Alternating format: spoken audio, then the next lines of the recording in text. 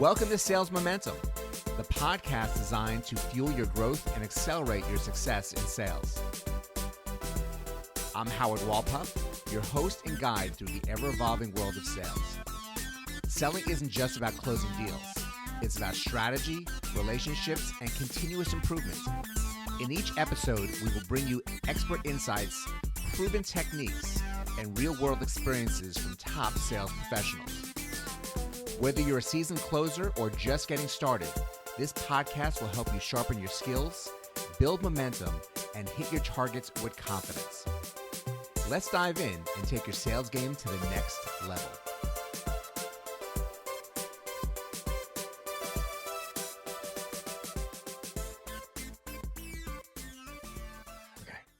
Welcome back to Sales Momentum. I'm Howard Wolpoff, your host, and we're here to talk about sales and just how you really you grow a career in sales. You grow with experiences, you grow with opportunity, and I really have a great guest to share this conversation with, to really show how to grow and nurture a career.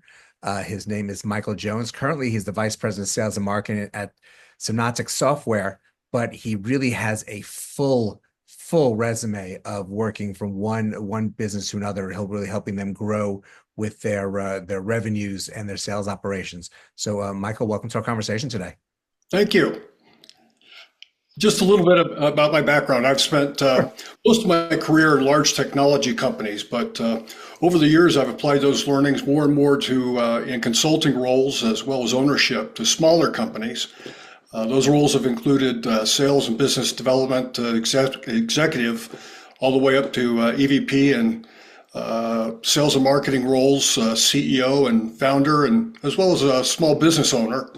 And I'm also very fortunate to live in the home of the 2002 as well as the 2032 Winter Olympics. Yes, and it's that does create great opportunity locally. And great experiences to take advantage of. Now, let's start at the beginning. What made you want to get into sales? I really love the interpersonal relationship and being able to identify the opportunities and needs of clients, understand the challenges they have, and then see if there is an opportunity for the product or offering that I have and create a solution that advances their company. And there's also a great opportunity to advance for me to advance and to make a good living in that process. So solving problems, working with people in that process, and then being able to travel and to do the things that I like and enjoy. So when you started your first sales job, how trained were you to do the work that you were going to be instructed to do? Well, I bumped into an opportunity based on playing basketball with some guys. And I ended up at a company called Oracle. And when I started at Oracle, I was selling relational databases and tools.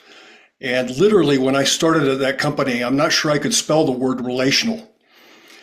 So it was very intensive training, but did very well at that company, was recruited to other technology companies through that process, and just really enjoyed the analytical aspects, the technical aspects of that, and being able to apply those sales skills and have been in that sales process and profession ever since.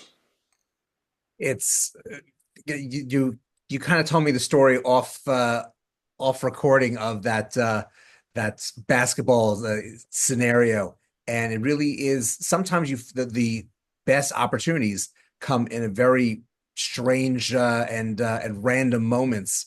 And it really was working with a company really on the rise at that point in time. Oh, yes.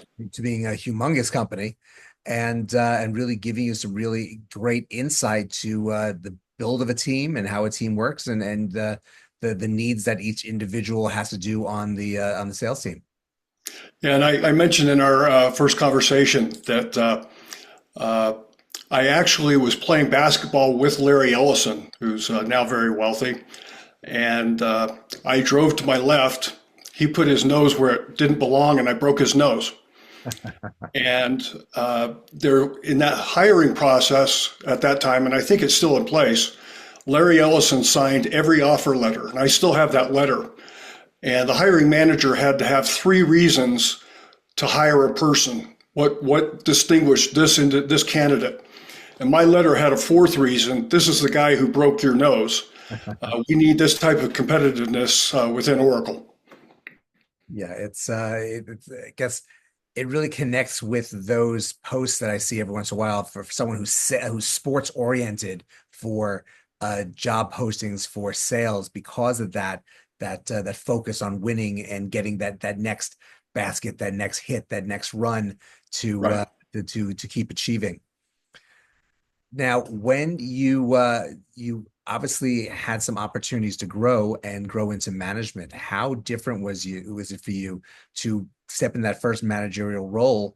And what was it that you felt that you learned from that experience that you took throughout your obviously growing managerial opportunities after that? Well, I think the role of individual contributor is night and day from being a manager responsible for the success of a team and understanding how to combine the strengths of a group of individuals compared to the strengths you have as a person.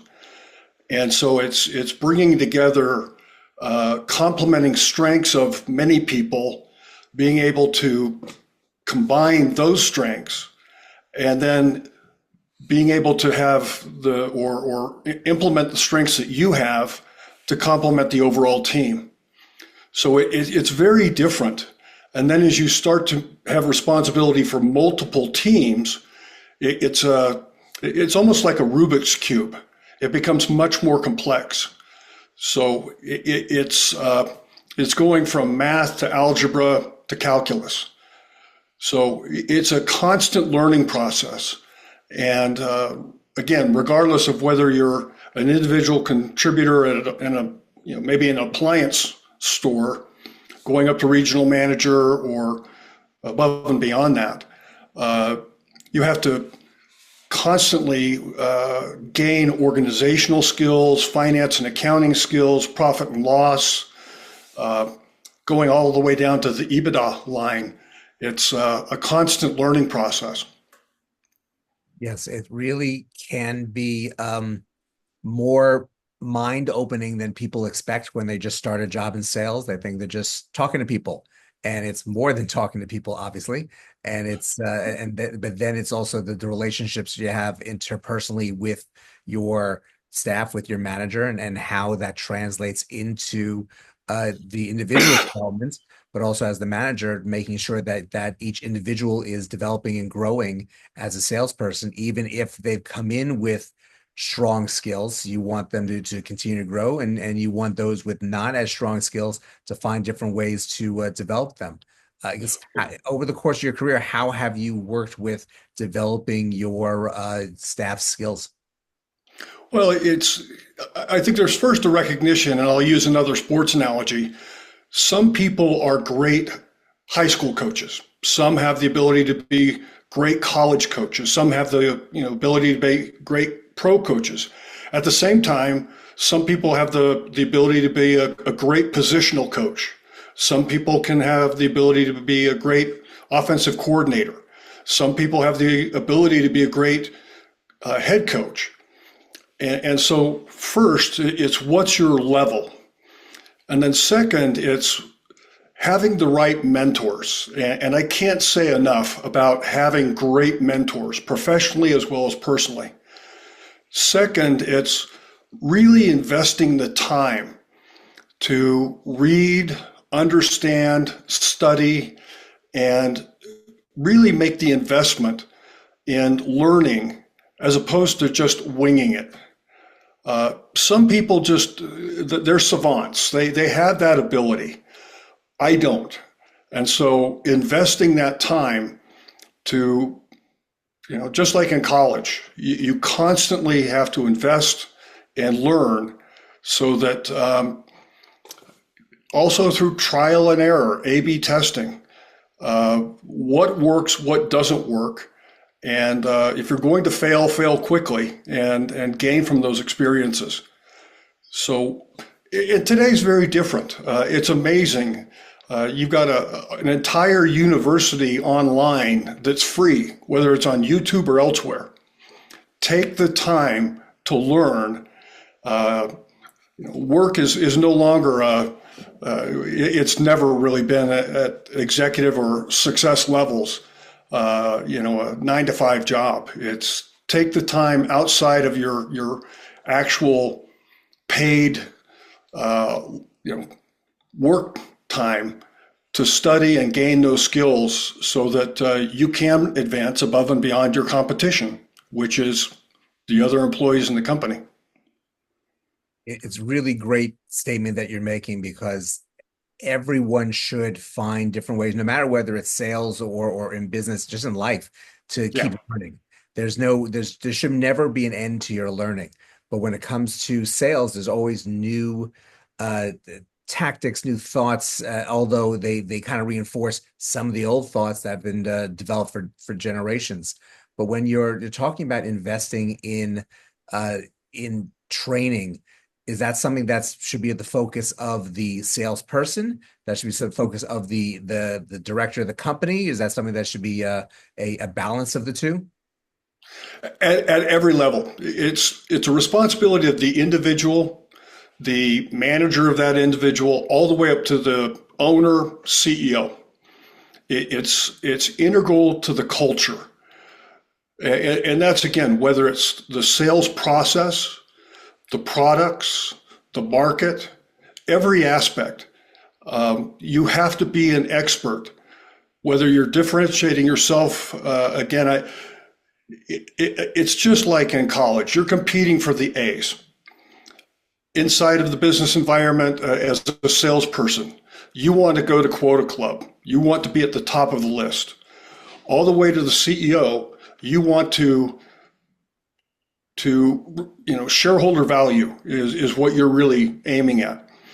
And so that constant training and making great people fantastic, the top of the market is really what you're aiming for.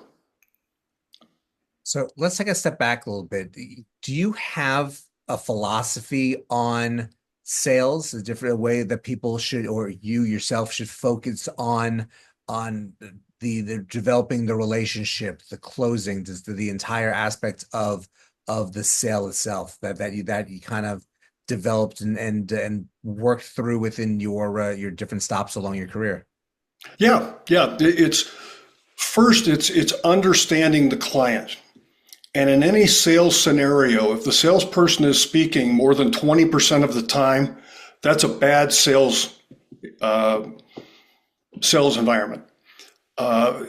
Understand the client, understand the challenge. Before you walk in the door, we have tools now, whether it's LinkedIn, the corporate website, understanding the market, what's the status of the company. You should walk in the door with a pretty comprehensive understanding of what's going on, what's this person's role, where did they go to school. Every ounce of information you have walking into the door allows you to ask the correct questions. What's the challenge? What's unique about the challenge? All the way down to allowing you to, in that first conversation, walk out of the room understanding, here's the challenge, here's the budget cycle. What else are you looking at? What are the competitors? You have the tools today that allow you to, in that first discussion, have a pretty comprehensive understanding of how you're going to be able to complete the sale. So again, it's an incredible amount of preparation and effectiveness that we really didn't have when I started my career. But it does take time. It takes preparation. And so that preparation and asking the right questions at any level of any kind of sale is critical. I agree with you that there are definitely more tools now than there were when our careers started. Well, and my career started a little while ago. As you can see by the gray hair, uh, you know, we were working off of install base and lists and prospecting. Things are a little different now. and yellow pages and spread and having your CRM is a spreadsheet as opposed to Yeah, actually having software to track everything and not having Google to be able to research companies in advance of you walking in there. It's I don't want to say it's that life is easier for salespeople because it's not. There's more competition. yes. There's more tools that are making it harder for. So there's tools making things easier for salespeople, but also making it harder because of how the competition is using it Yeah. to make sure you're getting in there to make your message known. Yeah, that's right. The people you're competing with also have Zoom Info or Apollo or very in-depth tools so that they also, if they choose to, can walk in very empowered. So the where you're at now with your Mhm. company and what kind of sales team do you have? How are they growing within their roles since you've been there? Yeah, it's a very small software company. We target the higher education and manufacturing sectors with a financial planning and analysis software solution. So it's really understanding the what's going on at the everywhere from a community college all the way up to a large state or private institution, and it's it's really it's amazing. We have conversations every day with these organizations that are trying to still do their financial planning and analysis, which is a very deep process. Again, going back to spreadsheets, and we hear stories that I call the spreadsheet shuffle, and it's understanding the flaws in that, the problems with data integrity, transparency, and communication, and controls over that process. So it's first understanding, whether it's the manufacturing cycle, uh, the integrations that are required so that what's on the spreadsheets can get into our solution, and how to enable the organization to do that planning most effectively. So it's walking in with that knowledge of the market. Second understanding is enrollment going up or down. Third, what's the financial status of the institution? And that is all publicly available. So when we make that first call, we have that understanding. It's a small organization. It's really only, it's less than 6 people, and it's very targeted and very focused. Well, it definitely is a specified client that you're looking to develop. And Yes. yeah, the schools do need that because there are so many different factors to what they are planning and implementing and paying for. That obviously is a great tool to help them as they plan and as they implement. Yes, and as a small organization, we take rifle shots. We're not able to do carpet bombing. So with that, how have you measured growth and success with the sales teams that you've run? Mhm. How have you been able to reward some of your present and past salespeople for their growth and for what you've seen them be able to deliver? Yeah, obviously it's revenue and revenue growth. And if somebody's at 200% a plan, my conversation with them is how do we get to 300%? If somebody's at 90% a plan, it's a discussion around, where do you feel you are in, based on your activity, where do you feel you are in your knowledge, whether it's the product, the market, the competitors, where do you feel you are in terms of your skills? Um, and spending time with role playing, things like that. Uh, Various companies I've been with, you want your people that are succeeding to be treated like rock stars, and you want them. You know, it's interesting. I wrote a chapter in a book several years ago about a great sales organization. You're going to lose your your top people are going to be recruited by other companies. And they're going to be looking, regardless of how well they're doing, they're always going to be looking for something better. And you might lose maybe 10% of them a year. If you're in a hyper growth environment, 10% of them are not going to be able to keep up. Uh, that's just the nature. And in the middle, that 80%, you're also at risk of losing another 10%. So one, you want to reward everybody that's doing well. Two, I believe very much in you hire very slowly. You have to be incredibly selective. You also want to part ways where it's not working out very quickly. That's the most fair thing for the individual as well as the investors and the company. So it's a delicate process. You also want to be very careful with anybody that is a negative emotional contributor to the organization. It's amazing how one Eeyore can drag down the group with negative energy. So it's amazing when you see the most fulfilling points in my career have been able to take really good people and watch them advance. I've got former employees that are now CEOs of other companies, and seeing them succeed is just a fantastic experience. Yes, it really is. You is a great feeling when you see the people from your, I guess, sales tree, we'll call it. I know in sports is the coaching tree, those Yeah, that go on for success. But in the sales tree, it's a lot easier to do that.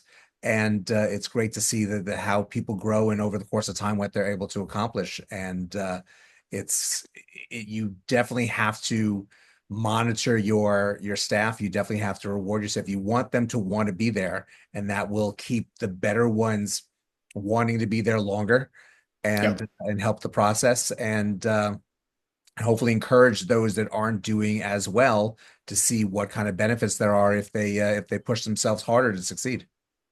Well, in sales like sports, it's very easy to keep score. Yes. And that's one of the things I like about sales. I'm hyper competitive. And so that keeping score and that being so measurable keeps things very simple. It definitely does, and everyone's looking at their score at the very least over the course of a month.